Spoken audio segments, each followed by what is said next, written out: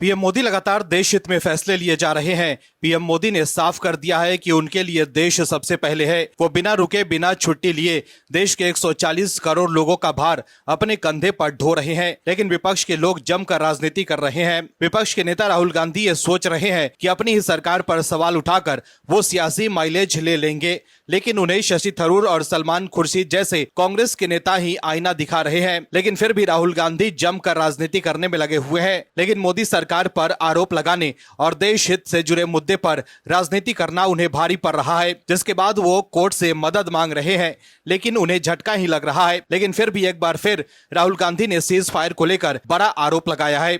राहुल गांधी ने कहा है कि जब ट्रंप ने मोदी जी को इशारा किया तो उन्होंने ट्रंप के आदेश का पालन किया, यही उनका चरित्र है। वहीं सीज फायर को लेकर ट्रंप की मध्यस्थता से जुड़ी बयानों के जरिए कांग्रेस लगातार मोदी सरकार पर निशाना साध रही है। राहुल गांधी ने बीजेपी और आरएसएस को लेकर कहा है कि आज देश में विचारधारा की लड़ाई चल रही है। एक तरफ कांग्रेस पार्टी और संविधान है और दूसरी तरफ बीजेपी आरएसएस जो इस संविधान को खत्म करना चाहते हैं। उन्होंने आरोप लगाया कि देश के सभी संवैधानिक संस्थाएं बीजेपी और आरएसएस के नियंत्रण में जा चुकी है। सभी संस्थाओं में उन्होंने अपने लोग बैठा दिए हैं और धीरे धीरे देश का गला घोट रहे हैं। दर्शकों, इस वक्त जब पीएम मोदी ने ऑल पार्टी डेलीगेशन को विदेशों में भारत की तरफ से पक्ष रखने भेजा है, पीएम मोदी ने साफ कर दिया है कि ऑपरेशन सिंदूर अभी खत्म नहीं हुआ है, तब भी राहुल गांधी अपने ही देश के प्रधानमंत्री पर सवाल उठा रहे हैं। वहीं दूसरी तरफ देश में रह रहे घुसपैठियों के खिलाफ भी कार्रवाई तेज हो गई है। बीजेपी की सरकार ने ठान लिया है कि घुसपैठिए को देश से बाहर करना है।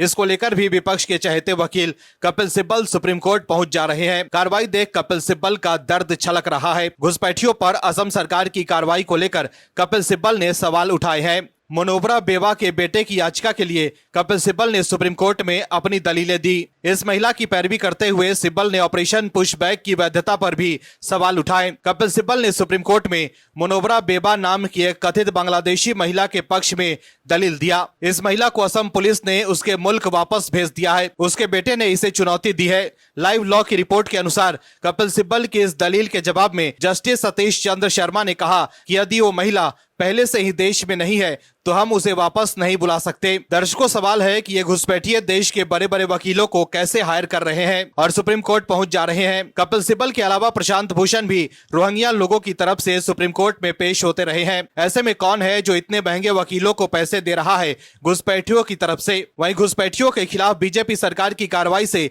आप दर्शक अगर खुश हैं तो कमेंट में जय हिंद जरूर लिखिए और पीएम मोदी को अपना समर्थन दीजिए, ताकि विपक्ष को साफ संदेश जाए कि जनता पीएम मोदी के साथ है।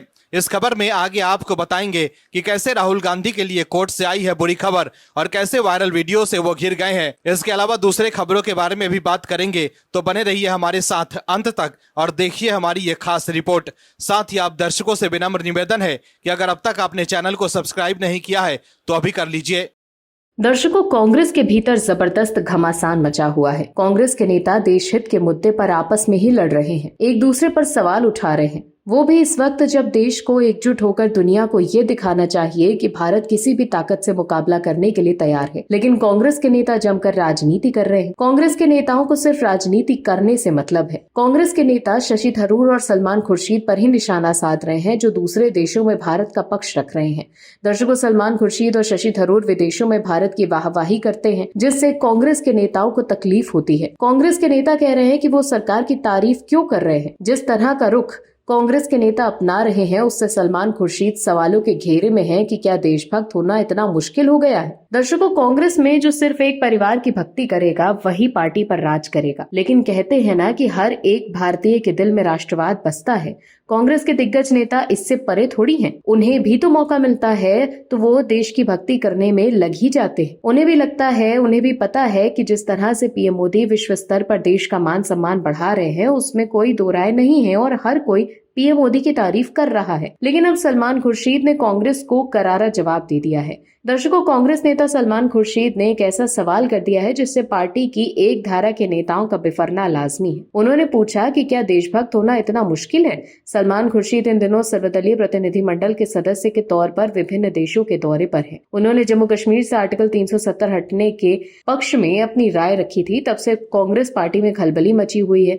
अपने वरिष्ठ नेता शशि थरूर और मनीष तिवारी के रुख से पार्टी पहले ही हलकान थी। अब कांग्रेस नेता सलमान खुर्शीद ने ये कहा कि जब वो आतंकवाद के खिलाफ भारत का संदेश दुनिया तक पहुंचाने के राष्ट्र के मिशन पर विदेश में हैं, तो देश में कुछ लोग अपनी राजनीतिक महत्वाकांक्षाओं के कारण उनके खिलाफ उल्टी सीधी बातें कर रहे हैं। उन्होंने किसी का नाम तो नहीं लिया, लेकिन सत्ता पक्ष इसे राहुल गांधी के खेमे वाले कांग्रेसी पार्टियों की तरफ संकेत बता रहा है। खुर्शीद ने सोशल मीडिया एक्स पर यह लिखा कि आतंकवाद के खिलाफ अभियान पर भारत का संदेश दुनिया तक पहुंचाने के मिशन पर हूं, लेकिन ये खेदजनक है कि देश में कुछ लोग राजनीतिक महत्वाकांक्षाओं के गुणा भाग में लगे हुए हैं।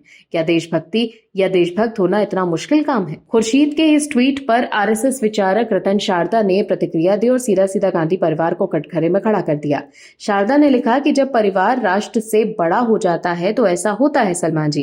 कांग्रेस के हर एक नेता को ऐसी सोच के लिए खुद को जिम्मेदार मानना चाहिए, क्योंकि उन्होंने नए जमाने के जेएनयू झोला छाप के सामने तन कर खड़े होने की हिम्मत नहीं दिखाई। वहीं बीजेपी प्रवक्ता शहजाद पूनावाला ने सलमान खुर्शीद के बयान को कांग्रेस पार्टी के लिए आईना करार दिया। उन्होंने कहा कि शशि थरूर और मनीष तिवारी के बाद अब सलमान खुर्शीद ने भी कांग्रेस पार्टी को आईना दिखा दिया है। शहजाद पूनावाला ने यह भी कहा कि जब पाकिस्तान के खिलाफ पूरा देश एकजुट है, तब पूर्व कांग्रेस अध्यक्ष और लोकसभा में विपक्ष के नेता राहुल गांधी, कांग्रेस अध्यक्ष मल्लिकार्जुन खड़गे, महासचिव जयराम रमेश जैसे दिग्गज कांग्रेसी भारतीय सेना के शौर्य पर सवाल उठाते हैं। वहीं सलमान खुर्शीद की इस एक्स पोस्ट पर कांग्रेस पार्टी के नेता राशिद अल्वी ने निशाना साधा। खुर्शीद के बयान पर कांग्रेस नेता राशिद अल्वी ने कहा कि सांसदों का प्रतिनिधिमंडल भारत का प्रतिनिधित्व कर रहा है, न कि भारतीय जनता पार्टी का। अगर प्रतिनिधिमंडल का कोई भी सदस्य, चाहे वो किसी भी दल से हो, भारत से बाहर जाकर राजनीतिक दल की तारीफ करता है, राजनीतिक दल की उपलब्धियों की बात करता है, अगर वो सरकार की तारीफें करने लगता है तो वो उचित नहीं है। राशिद अल्वी ने आर्टिकल 370 हटाए जाने पर कश्मीर में विकास और शांति आने से सलमान खुर्शीद के दावे का खंडन किया। राशिद अल्वी ने दावा किया कि अनुच्छेद 370 हटने के बाद न कश्मीर में विकास हुआ और न ही शांति लौटी। तो देखा आपने कैसे सलमान खुर्शीद के बयान से कांग्रेस के नेता तिलमिला गए हैं। वहीं अपनी पोस्ट पर देश में राजनीतिक गहमागहमी बढ़ने पर खुर्शीद ने अपनी राय रखी। खुर्शीद ने मलेशिया में पत्रकारों से बात करते हुए कहा कि हम यहाँ वही कर रहे हैं जो देश के लिए जरूरी है। आप किसी भी दल के हों, जरूरत है देश के पक्ष में बोलने के लिए एक आवाज की, और हम यहाँ वही कर रहे हैं। मैं यहाँ भारत सरकार का विरोध करने के लिए नहीं आया हूं, मैं यहाँ भारत के लिए बोलने आया हूं। मेरे लिए भारत और केवल भारत ही सबसे पहले है।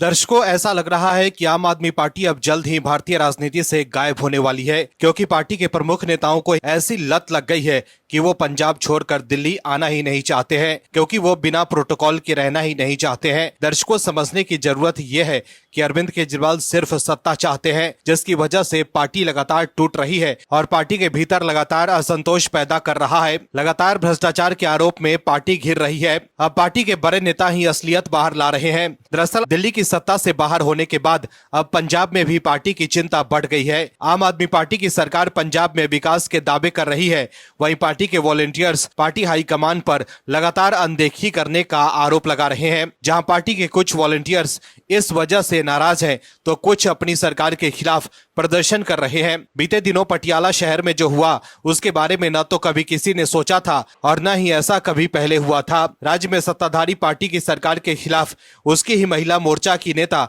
प्रीति मल्होत्रा प्रदर्शन पर उतर आई। हालांकि पार्टी ने फिलहाल प्रीति मल्होत्रा को निकाल दिया है, लेकिन इस घटना से पार्टी बैकफुट पर आ गई है। प्रीति मल्होत्रा पंजाब में आम आदमी पार्टी की महिला मोर्चा की मुखिया थी। उन्होंने पत्रकारों से बात करते हुए सीधे तौर पर इल्जाम लगाए हैं कि राज्य की सरकार पंजाब से नहीं बल्कि दिल्ली से चल रही है। उन्होंने कहा कि जिन वर्कर्स ने दिन रात अपना खून पसीना बहाया और घर घर तक पार्टी की विचारधारा को लेकर गए और जिनकी मेहनत के दम पर आम आदमी पार्टी ने पंजाब में भारी बहुमत से सरकार बनाई, आज उन्हें ही भुला दिया गया है। प्रीति मल्होत्रा ने कहा है कि आज जहां मुख्यमंत्री भगवंत मान एक सामान्य वॉलंटियर्स को भूल चुके हैं, तो वहीं दिल्ली में बैठे लोग पंजाब पर काबिज हो रहे हैं। महिला मोर्चा की अध्यक्ष रही प्रीति मल्होत्रा ने कहा है कि पंजाब की जिम्मेदारी दिल्ली के लोगों को दी जा रही है, जबकि यहाँ के स्थानीय वर्कर्स में काफी नाराजगी है। प्रीति का कहना है कि राज्य के वर्कर्स आज पछता रहे हैं कि आखिर उन्होंने क्यों इनके झूठे वादों पर यकीन कर उनके लिए खून पसीना बहाया। उनका कहना कहना था कि वर्कर्स सोच रहे हैं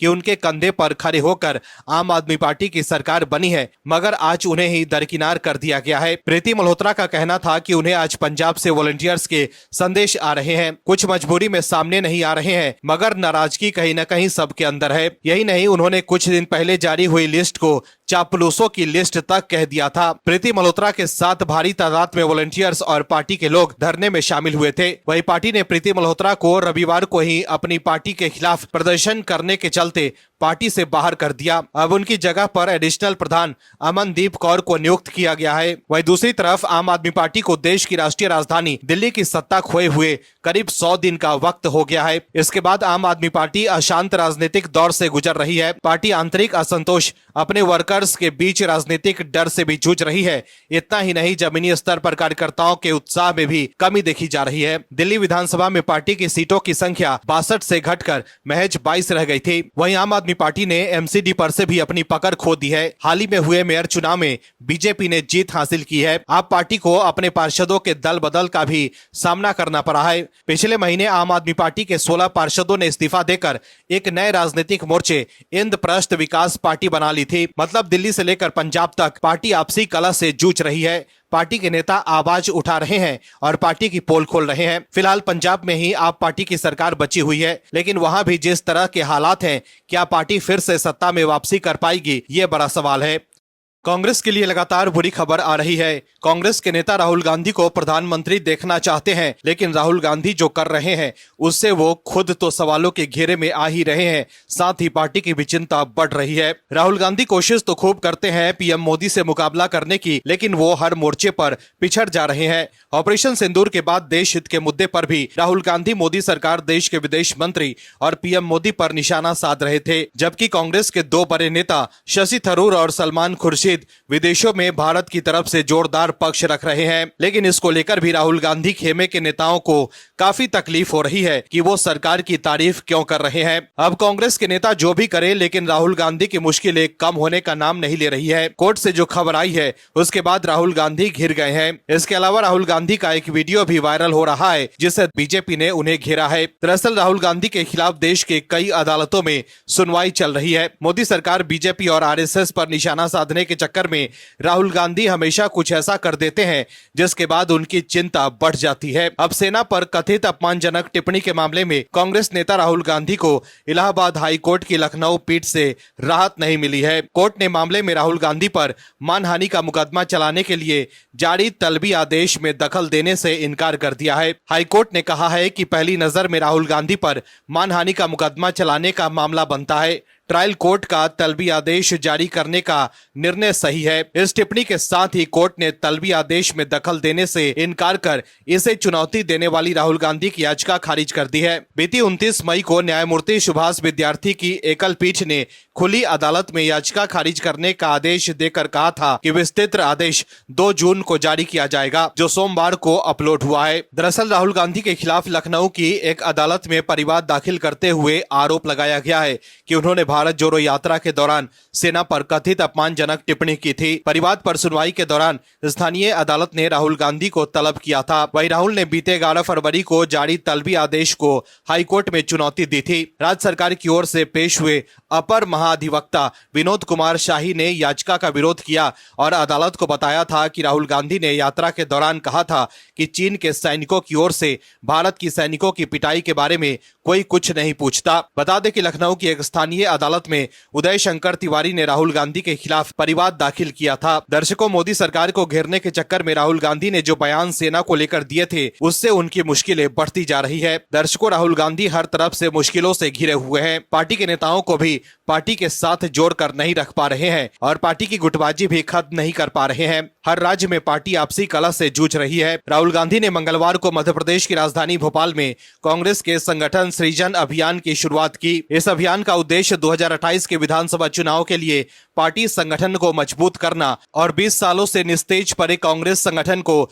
मिशन 2028 के लिए तैयार करना है। वहीं अपने इस दौरे के दौरान राहुल गांधी ने नेताओं को गुटबाजी खत्म करने, एकजुट होकर काम करने और संगठनात्मक ढांचे को सशक्त बनाने का कड़ा संदेश दिया। वहीं भोपाल में राहुल गांधी के दौरे के दौरान एक नया विवाद खड़ा हो गया। भोपाल पहुंचे राहुल गांधी ने पूर्व प्रधानमंत्री इंदिरा गांधी को पुष्पांजलि अर्पित की, लेकिन इस दौरान उन्होंने जूते नहीं उतारे। इस बात को लेकर बीजेपी और मुख्यमंत्री मोहन यादव ने तीखी प्रतिक्रिया दी है। सीएम मोहन यादव ने एक्स पर लिखा है कि नेता प्रतिपक्ष ने अपनी दादी को पुष्पांजलि अर्पित करते समय जूते तक नहीं उतारे, ये संस्कारों के विरुद्ध है। वहीं मध्य प्रदेश बीजेपी ने एक्स पर राहुल गांधी का वो वीडियो शेयर किया है जिसमें राहुल ने पूर्व प्रधानमंत्री इंदिरा गांधी को पुष्पांजलि अर्पित की, लेकिन जूते नहीं उतारे। राहुल गांधी के इस वीडियो को शेयर कर एमपी बीजेपी ने एक्स पर लिखा है कि राहुल गांधी का घमंड तो देखो, खुद अपने पूर्वज को जूते पहनकर और फूल फेंक कर पुष्पांजलि अर्पित कर रहे हैं। Bureau report OMH news. आप दर्शकों से विनम्र निवेदन है कि चैनल को सब्सक्राइब जरूर करें